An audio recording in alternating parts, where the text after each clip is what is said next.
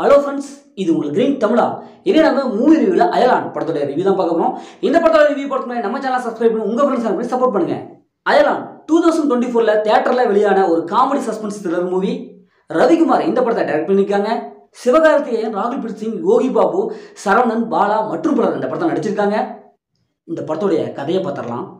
வேற்று கிரகத்திலிருந்து ஒரு எரிசக்தி வாய்ந்த ஒரு கல் பூமியை நோக்கி வருது. அது வில்லன் கையில் கிடைச்சிருது.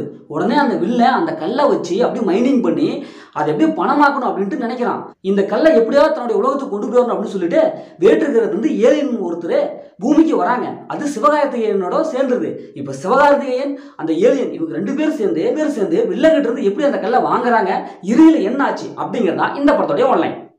இப்போ இந்த படத்தோடைய பாசிட்டிவ் பார்த்துடலாம். இந்த படத்தோடைய பாசிட்டிவ்னாவே இந்த படத்தில் வர அந்த ஏலியன் காட்சி தான். எனக்கு சூப்பராக இருக்குது. ஃபர்ஸ்ட் ஆஃப் ஸ்க்ரீன் பிளே காமெடியாகவே கொண்டு போயிருக்காங்க.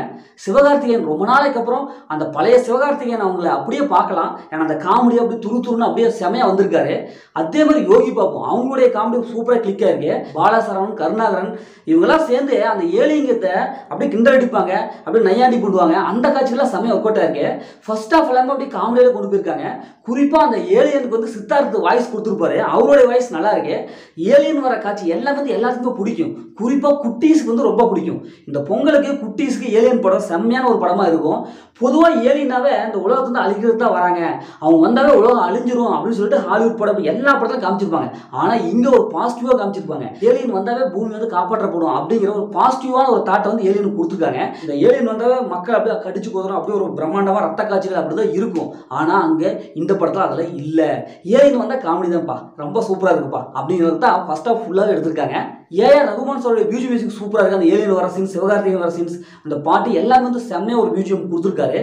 அவங்களுடைய சினிமோட்டோகிராஃபி ஒளிப்பதிவு செம்மையாக இருக்குது. குறிப்பாக விஎஃப்எக்ஸ் ஒர்க்கில் ரொம்ப மெனக்கெட்டு இருக்காங்க. ஒரு ஏலியன் வந்து தத்துவமாக அதுக்கு அப்படியே உணர்ச்சி பூர்வமான அந்த ஆக்டிங் பர்ஃபார்மன்ஸ், இப்படி விஎஃப்எக்ஸ் ஒர்க்லாம் பார்க்கும்போது செம்மையாக இருக்குது. விஎஃப்எக்ஸ் ஒர்க்னு தெரியல, அந்த அளவுக்கு சூப்பராக கொடுத்துருக்காங்க. இப்போ இந்த படத்துடைய மைனஸை பார்த்துடலாம். மைனஸ் தான் செகண்ட் ஹாஃப் தான். ஏன்னா first half screen play okay, second half ரொம்ப குட்டீஸ்க்கான படமாக கொண்டு போயிட்டாங்க. பார்த்து பழக்கப்பட்ட அதே சீன் தான். எந்த விதமான ஒரு வித்தியாசமான ஒரு சீனே இல்லை. Twist and turning second half சுத்தமாக இல்லை. நம்ம ஈஸியாக கெஸ் பண்ணிடலாம், ஆனால் இப்படி தான்ப்பா இருக்குன்ட்டு. வழக்கமான சிவகார்த்திகேயன் அவங்களுடைய படம் எப்படி இருக்கும் செகண்ட் ஹாஃப் அதே மாதிரி தான் வந்திருக்கு.